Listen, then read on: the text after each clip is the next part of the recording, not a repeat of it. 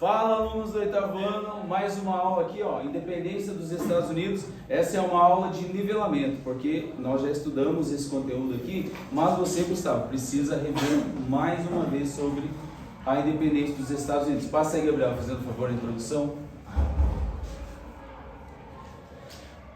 A introdução, Gabriel, volte mais um.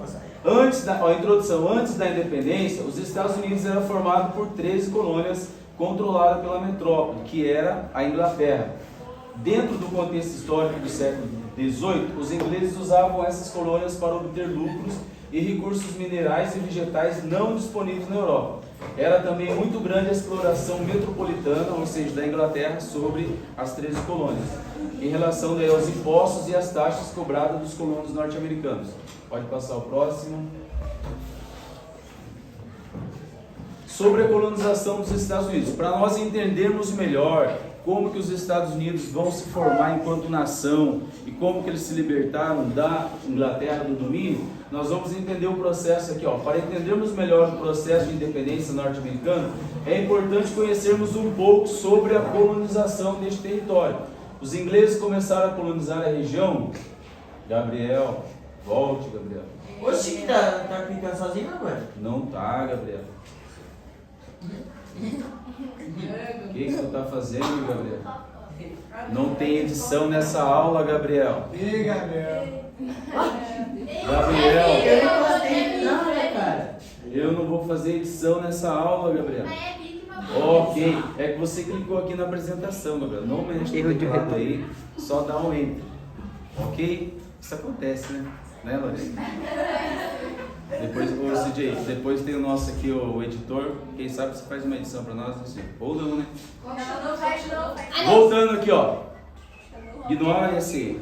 Para entendermos melhor o processo de independência norte-americano, é importante nós conhecermos o tipo de colonização que as 13 colônias sofreram. Vocês vão observar no decorrer da aula que as colônias do norte tiveram um tipo de colonização, enquanto que a colônia do sul tiveram outro tipo de colonização, com diferenças acentuadas entre as duas. Pode passar o próximo.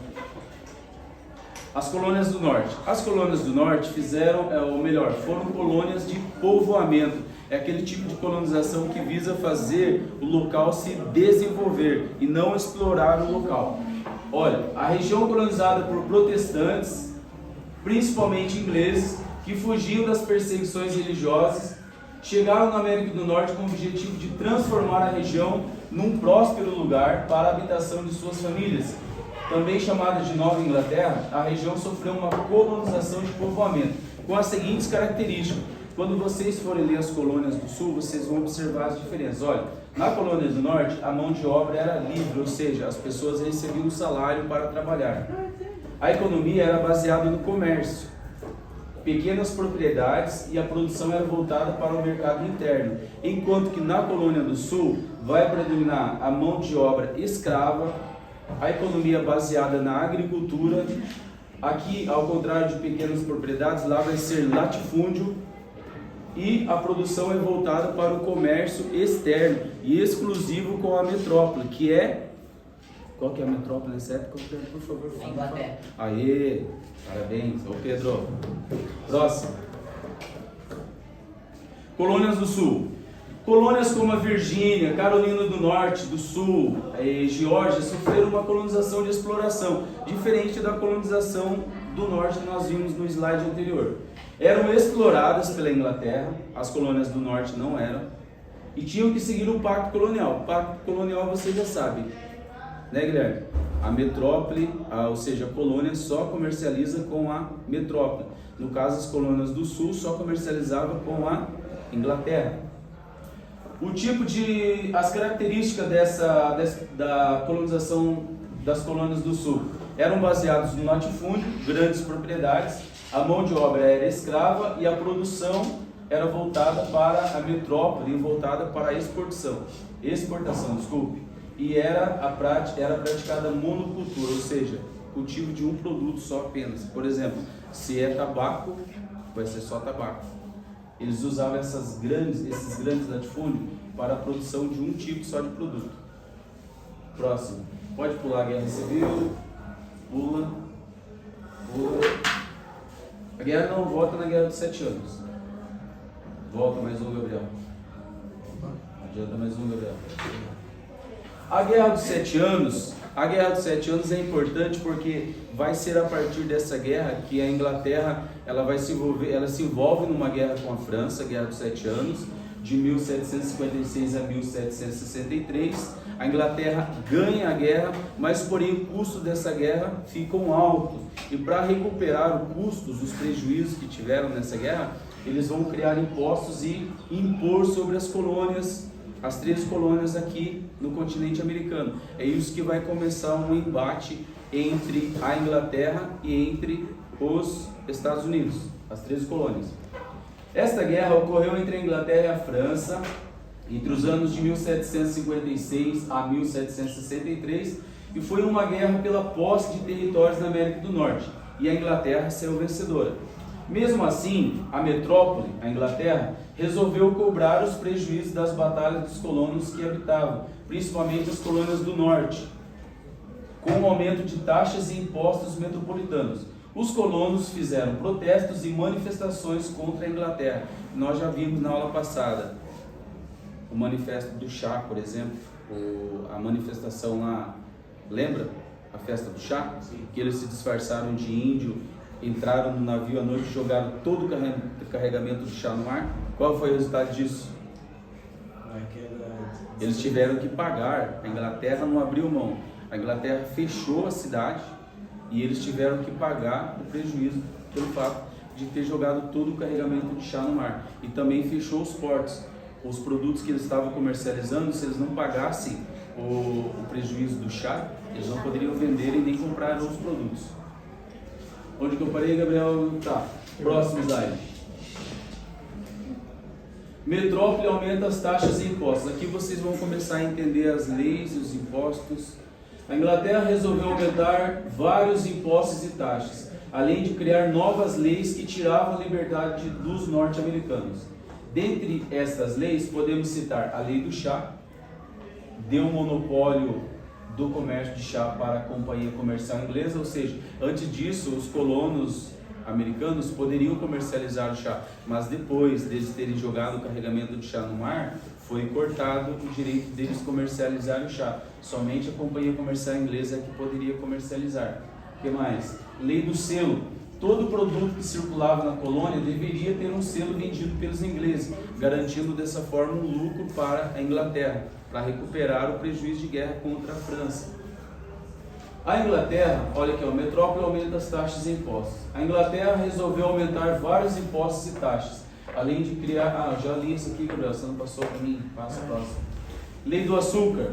Os colonos só poderiam comprar açúcar vindo das Antilhas inglesas. Lá nas Antilhas era produzido açúcar, e se os norte-americanos, os colonos, quisessem açúcar, deveriam comprar então das Antilhas inglesas.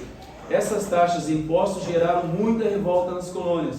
Um dos acontecimentos de protesto mais conhecido foi a festa do chá de Boston, The Boston Tea Party. Vários colonos invadiram à noite um navio inglês carregado de chá e, vestido de índios, jogaram todo o carregamento no mar. Este protesto gerou uma forte reação da metrópole e exigiu dos habitantes os prejuízos, conforme já disse antes, além de colocar soldados ingleses cercando a cidade. Próximo, Gabriel.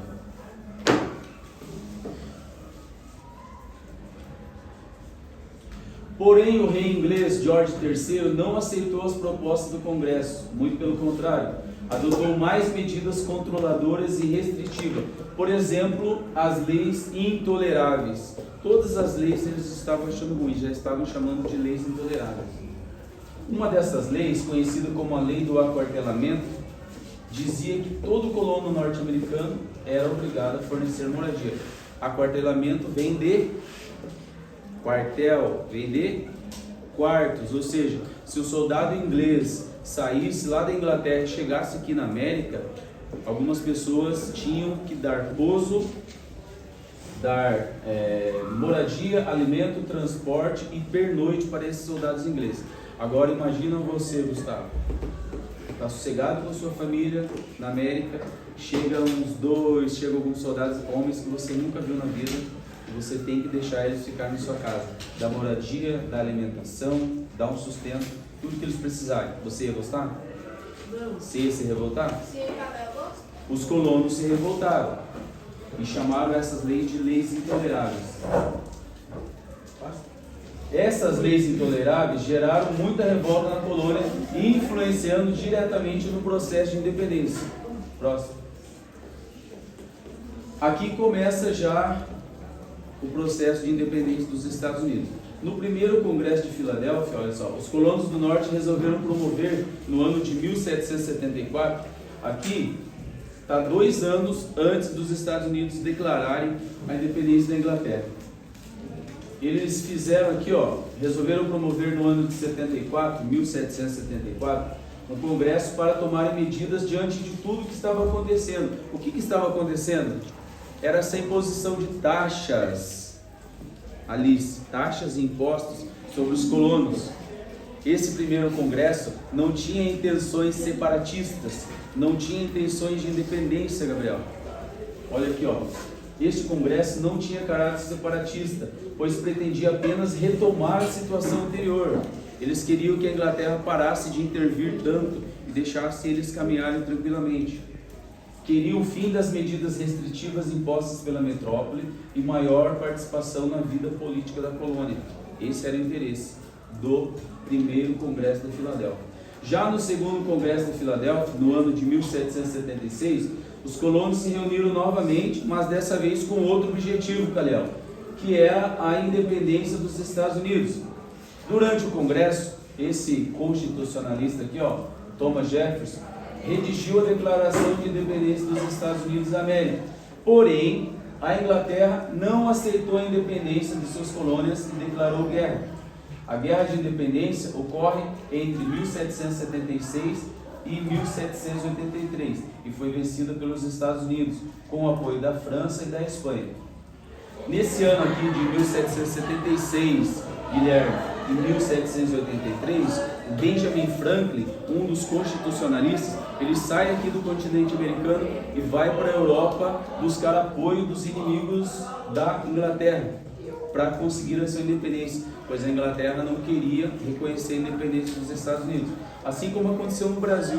O Brasil se declarou independente em 1822, mas ainda algumas províncias dentro do Brasil se mantiveram fiéis a Portugal, fazendo com que a independência do Brasil demorasse para se consolidar. Depois Portugal reconheceu a independência mediante pagamento de libras esterlinas, ou seja, mediante uma indenização. A Inglaterra reconheceu a independência do Brasil, mas fez exigências. Os Estados Unidos reconheceram a independência do Brasil por uma questão ideológica, América para os americanos. E a Inglaterra, então, depois que perdeu a batalha, com a ajuda da França e da Espanha, reconhece oficialmente, no ano de 1783, a independência dos Estados Unidos. Deixa eu ver, Gabriel. A Constituição dos Estados Unidos. Em 1787, ficou pronta a Constituição dos Estados Unidos com fortes características iluministas. Características essas aqui, garantia da propriedade, que era o interesse da burguesia, no caso a propriedade privada, manteve a escravidão, isso não foi bom, optou pelo sistema de república federativa e defendia os direitos e garantias individuais do cidadão. Vamos para o último, Gabriel.